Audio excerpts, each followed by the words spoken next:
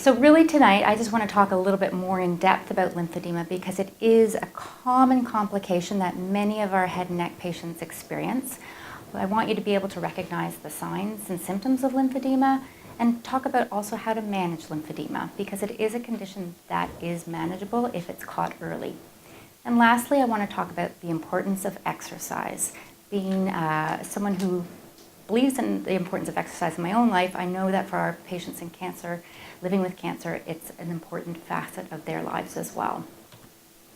So just to start off with, before we talk specifically about lymphedema, I wanted to give a little bit of background to what our lymphatic system is. And really what our lymphatic system is a series of vessels, lymph nodes, tissues, and lymphatic fluid that make up the system that helps to protect our body and defend our body against infections and bacteria. It helps to also regulate the normal balance of fluid between our blood and our body tissues. And there's a big interplay between our circulatory system, which is our blood system, and our lymphatic system. We have fluid that moves back and forth between the cells. Sean's picture was a specific example of where the lymph nodes are in our neck, but I did want to point out as well that we have lymph nodes throughout our body, in our armpits, in our groin area, in our abdomen, in our lower belly. They're all in our body to help prevent infections and fight against infections in our body. So to follow up on Sean's introduction, what is lymphedema? Really, essentially, it's an abnormal swelling caused by a buildup of lymph fluid in our bodily tissues. And it's caused by damage to our lymphatic system. And I'll talk a little bit more about the damage later on, but it is a chronic condition and it's a progressive condition. So it's something that if you do develop lymphedema, it's here to stay, unfortunately, but the earlier you address lymphedema, the better it can be managed. There are two types of lymphedema which you may have heard of. One is called primary lymphedema, and we don't really deal with primary lymphedema here at the Cancer Center. That would be a lymphedema you were born with. We deal with what's called the secondary lymphedema, and that's a result of damage to your lymphatic system. So how does this fluid get built up? Basically, it gets built up when there is this damage, when the pathways, our normal lymphatic pathways, get disrupted. They may get removed through removal of our lymph nodes during surgery, and they may be blocked by the cancer itself. And when this happens, the lymphatic fluid that flows throughout our body, it stays in areas such as your neck for the head and neck cancer patients, and it doesn't typically go away like it's normally supposed to do. So for our patients with head and neck cancer, the damage to our lymphatic system can occur through surgery, so when our lymph nodes are removed through surgery, as well as with radiation to the neck area. And research shows that lymphedema, the risk of lymphedema, increases with combined surgery and radiation. So Dr. Higgins and some of our other surgeons may remove those lymph nodes that are affected during surgery, followed by radiation. The field of radiation is quite wide when radiation is given, so those remaining lymph nodes tend to get damaged. So if you have surgery combined with radiation, you are at a greater risk of developing lymphedema. Lastly, the location of the actual cancer may block some of our lymphatic channels and cause lymphedema as well. You may wonder what the prevalence rates are, and the literature is quite varied when they talk about prevalence, ranging from anywhere from about 12% in some literature studies to as high as 75%. But the bottom line in much of the research out there on head and neck lymphedema is that the prevalence rates are underestimated, because when one is diagnosed with lymphedema, the diagnosis rate fluctuates as well. So typically we're looking at about 50% of patients will develop lymphedema. Head and neck patients will develop lymphedema. And head and neck lymphedema can have a significant impact on our body image, our quality of life, and there is research that shows that patients who develop head and neck lymphedema tend to sometimes avoid social situations because of their concerns with their body image. So Sean talked about the waddle in your neck before. This is an exemplified picture of a man who has head and neck lymphedema in his chin area. It can happen in your neck as well. and facial swelling as well can happen, and we'll talk a little bit more about that. So when might I develop lymphedema? Patients sometimes can develop lymphedema during treatment or after cancer treatment. It is a chronic risk after having surgery or radiation, so it may develop years down the road, 20 years down the road. But typically we'd see lymphedema occurring about 2 to 6 months after the completion of treatment. That's the typical time frame when lymphedema does occur. So what are the early signs that you have to look out for? So the early signs would just be visible swelling. So minor swelling you might see in your head, in your neck, around your chin. You might see a little bit of swelling around your lips, around your eyes. You might feel some tightness in your jaw area, sometimes in your neck, down into your shoulder region. Those are the early signs of lymphedema.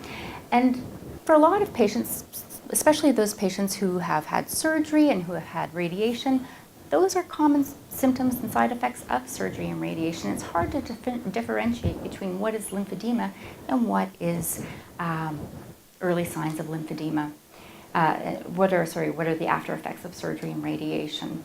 So it's important to really keep an eye on them. And if you are concerned, too, as Sean said, call the lymphedema nursing line and we can get you in for an appointment. The later signs of lymphedema are having significant swelling in your head, your neck, your face area. That swelling that was initially quite pitting, so when you push in the area that's swollen, you might see an indent. That area is now staying hard, and that would be a later effect of lymphedema, a later side effect of lymphedema.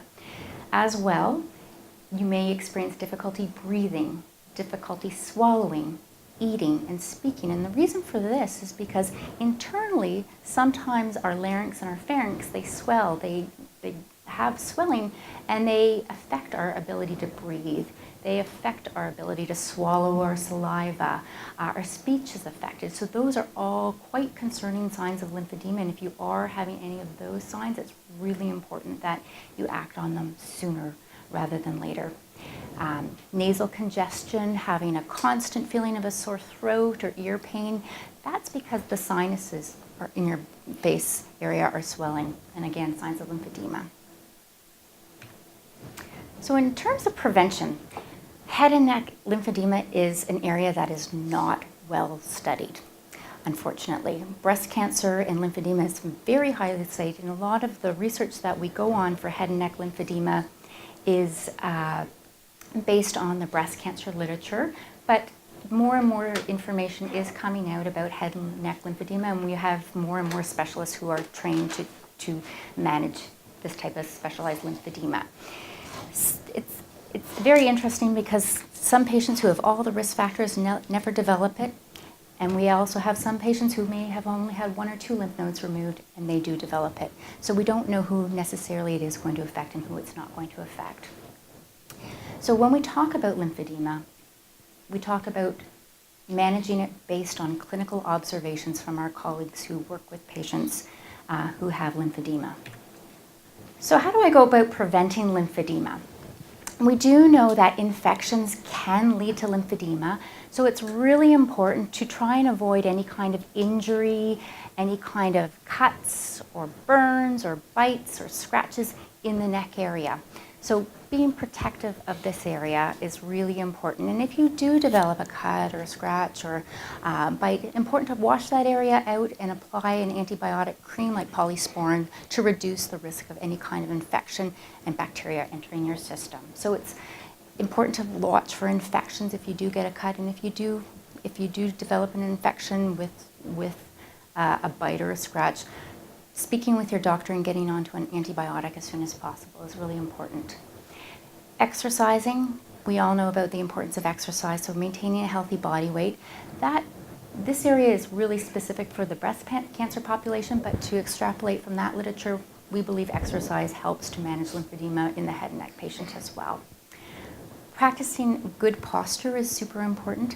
When we're scrunched up over, we're blocking the flow of our lymphatic flows and our lymphatic channels. Especially when we're at our computer, we're hunched over, it's cold out, we're not focusing on our posture. So it's really important to sit upright and open up our chest wall, open up our neck so that our lymphatic fluid can flow freely in our neck and head area. Proper sleeping positioning is also very important. Oftentimes patients with lymphedema wake up and have more swelling in the morning. And that's because when you're laying down, you're not fighting gravity. And what happens is that fluid tends to pool in your neck area. So if you can elevate your head a little bit at night with a pillow or maybe 2 pillows, that will help to drain the lymphatic channels while you're sleeping. And as you go about through your day, when you're upright, the lymphatic fluid will flow better throughout your body as well, as opposed to when you're laying down. And lastly, just avoid wearing tight clothing and jewelry around your head and neck area. So unfortunately, lymphedema can't be cured. It's chronic. The earlier you respond to it, the better. And really, to manage lymphedema, the focus is on reducing the swelling in the neck area, the head area, and to maintain the reduction of the swelling by directing that fluid that tends to pool in your head and neck to other areas of your lymphatic system that are managing the lymphatic fluid more efficiently. And this is done by a treatment therapy called complete or combined decongestive therapy. It's also known as CDT. So what is CDT? It's basically the gold standard of care for lymphedema. Unfortunately, again, there's limited research into head and neck lymphedema, so we, again, extrapolate a lot of what we do for treating the head and neck lymphedema patient from our breast cancer literature. And essentially, we look at managing infections and practicing good skin care. We look at manual lymph drainage and self-massage. We look at compression, and we look at exercise. So the skin care, we've talked about the importance of avoiding any kind of bites and scratches. It's also really important to keep that area nice and moisturized, because when our skin is dry, you're more susceptible to cuts and cracks in your skin, and that's when bacteria can enter. So trying to keep that area nice and clean and watching for cuts and nicks. If you are someone who uses a razor blade to shave your neck area and your chin area, you might want to consider moving to an electric razor, again, just to reduce the risk of nicking your neck. So manual lymph drainage, it's a special type of massage done by someone who is trained and certified in complete decongestive therapy. It requires a lot of training, hundreds of hours of training. So your typical massage therapist often would not have that specialized training in manual lymph drainage. It also can be done by a physiotherapist. It can be done by an occupational therapist, provided they have received this specialized training. And it's not the kind of massage that you would typically go to for the deep tissue, sort of Swedish massage where you're really getting down into the muscles. It's a soft, gentle massage, and it consists of a stretching of the skin and a pulling of the skin technique. So a lot of patients say it doesn't really feel like anything's happening because it's so gentle, but what it is, it's working that fluid away from the area that's swollen to other areas of your lymphatic system that are moving and working more efficiently. Unfortunately, this type of massage and treatment is not covered by OHIP, and it can be quite expensive. You're looking anywhere from about $100 to $125 for an initial assessment to about $70 for maintenance sessions. So it's something that adds up quickly, unfortunately. So that's why we talk also about self-massage, and it's an important part of treatment for lymphedema. Self-massage is something you can do yourself, and there are a variety of sequences and specific strokes that you can use in the interim between visits to the massage therapist so that you can manage that fluid on your own. And it needs to be trained, you need to be trained by someone who has received that special training for the manual lymph drainage so that you know the right amount of pressure to give. Compression is another factor of the complete decongestive therapy. And the picture at the top shows a compression garment for someone who has swelling both in her chin and in her neck. And really the purpose of this compression garment is to maintain the size of the affected area and prevent further swelling. That compression garment typically is worn during a period during the day or in the evening, and the therapist would tell you the wearing schedule for something like that. There are face masks for patients who have overall face swelling, as well as these neck and chin straps. These can be expensive as well, but the government has a program called the Assistive Devices Program, which provides coverage for up to about 75% towards the cost of these compression garments. And a ADP authorizer, as well as a CDT therapist, and your doctor's signature would go on the form, and you would submit it to the government for reimbursement. The last part of the CDT is exercise, and exercise is a really important part that we can all do to help self-manage lymphedema.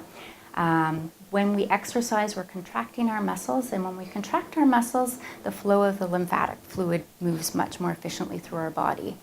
As well, when we exercise, typically when we exercise, we deep breathe. And deep breathing helps to move the lymphatic fluid more efficiently throughout our body as well. So by contracting our muscles, by deep breathing, by doing things like yoga and Tai Chi, those are really great sources of exercise to help move that lymphatic fluid. For the head and neck population specifically, doing a lot of stretching in the neck area, because radiation causes fibrosis and tightness in our neck and our shoulder. Looking at opening our chest and getting our shoulders and our arms moving are really important as well. So those are kind of exercises that we want to focus on. Facial exercises in our mouth, our cheek areas to reduce the swelling and the tightness are really important as well, and postural exercises. And a CDT trained therapist can go over what exercises would work best for you depending on where you have the lymphedema and where you might have tightness in your head and neck area. So just to talk a little bit more about exercise, back in 2015, Cancer Care Ontario released guidelines for people living with cancer and exercise. And just as of this year, myself and the physiotherapist have designed an exercise guideline for people living with cancer, and this is available in the Pearl. And essentially, it talks about how to exercise as someone living with cancer, because there was a lot of unknowns about exercise, and is exercise safe for me? I know I'm receiving chemotherapy. Should I not just be sleeping, sitting on the couch, not doing anything? And we found that exercise before treatment, during treatment, and after treatment can help with a variety of different areas in your life. So physically, functionally, mentally, it helps to make improvements in your health. We see benefits in your strength, your muscle strength, your bone strength. It helps with sleep, fatigue, sexual functioning, your body image, and it helps to reduce other cancers. It helps to reduce bone loss. It helps with cancer-related fatigue, and in fact, exercise is the number one treatment for cancer-related fatigue. So it seems a lot of people say, I'm tired, how can I exercise? But in fact, exercise is the best thing you can do for your fatigue. It's a huge list of different improvements and reductions that we can see with exercise. And on the sheet here, it outlines what you can do. So these are the guidelines that Cancer Care Ontario came out with. And essentially, they're the same guidelines as people who don't have cancer. So for people that don't exercise right now, you're looking at maybe trying to incorporate exercise 3 to 5 times days a week into your life.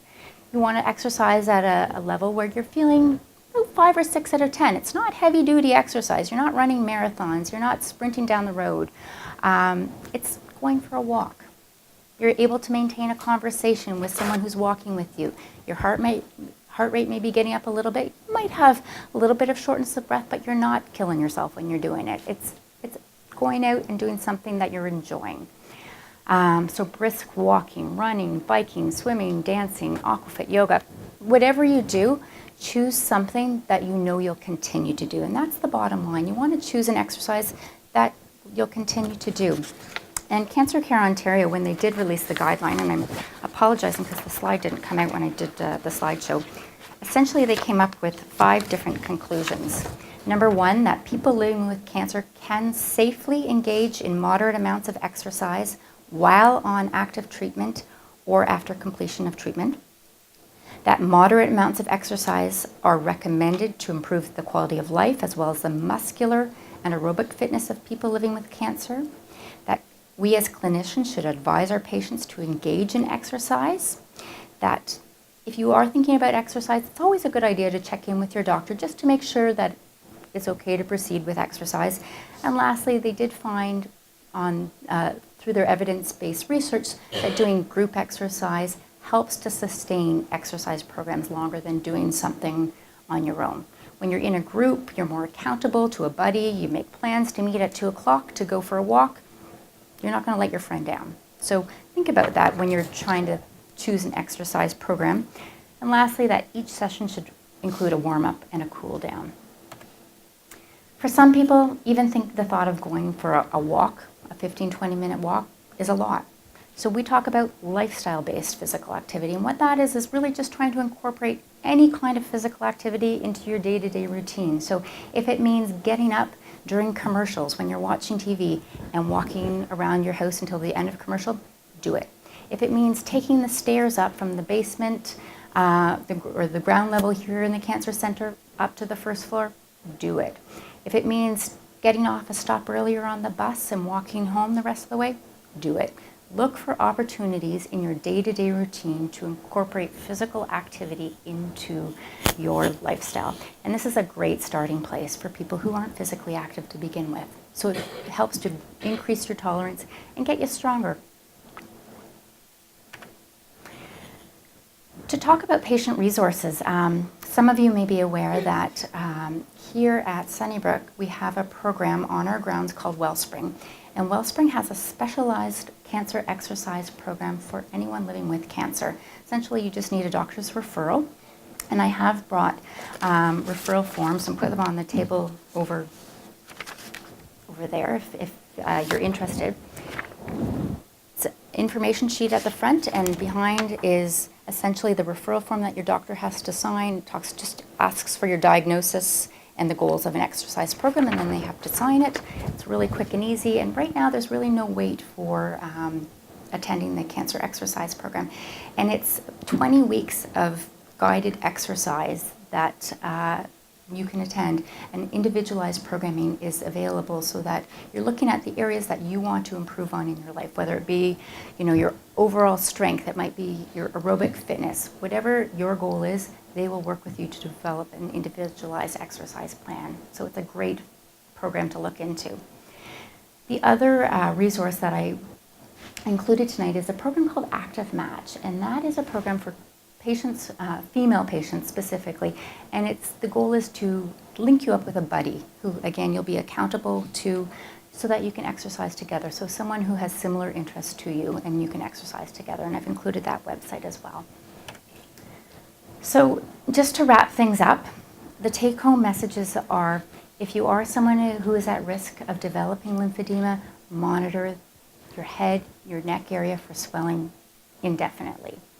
If you do see swelling, it's important you act on it sooner rather than later. Request an assessment from our lymphedema clinic here at the Cancer Center. If you don't live here in Toronto and getting here is a challenge, there are many community therapists located throughout Ontario that we can connect you to who can also do an assessment. We want to let you know that lymphedema is a manageable condition. Despite it being progressive, despite it being chronic, it is manageable, provided you act on it sooner rather than later. We know that manual lymph drainage and compression garments can help to reduce the swelling. We know that physical activity is safe before, during, and after cancer treatment. I want to plug smoking cessation because I am a smoking cessation counselor. So if you are someone who continues to smoke, quitting smoking is really the very single best thing you can do to help improve your overall health. Continued smoking has an impact on your recovery from surgery.